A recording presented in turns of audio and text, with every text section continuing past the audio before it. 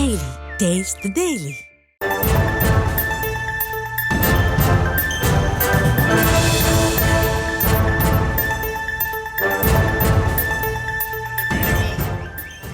இங்க பாரு, நீ பெரியாரின் வெங்காயத்தை என் மேல வீசு, நான் என் தலைவன் தந்த வெடிகுண்ட உன் மேல வீசுறேன்.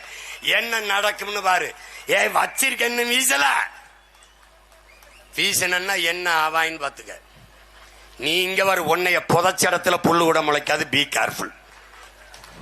சேட்டைய வேற எங்கேயாவது வச்சுக்க தம்பி. 1 கோடி எருமலை அடைகாத்த நெருப்புன்னு என் தலைவனை சொல்லுவான்.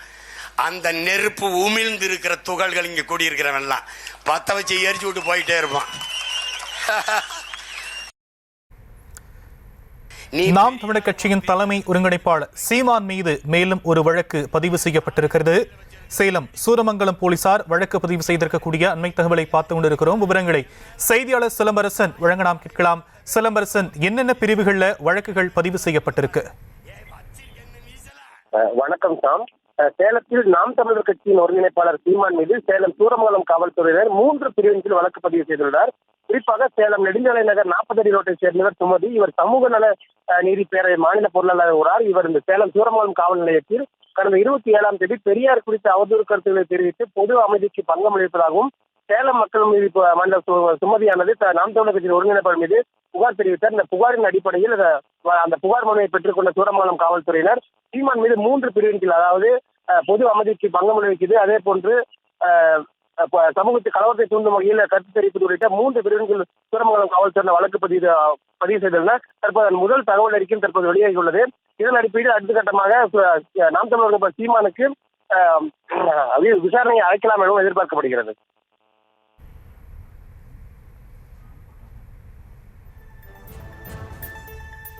விரிவான விவரங்களுக்கு நன்றி சிலம்பரசன்.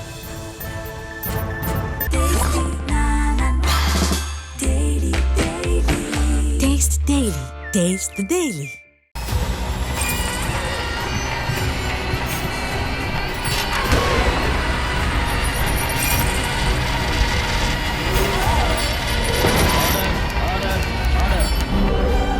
நிகழ்தகவு குற்றங்களின் மறுபரிமாணம்.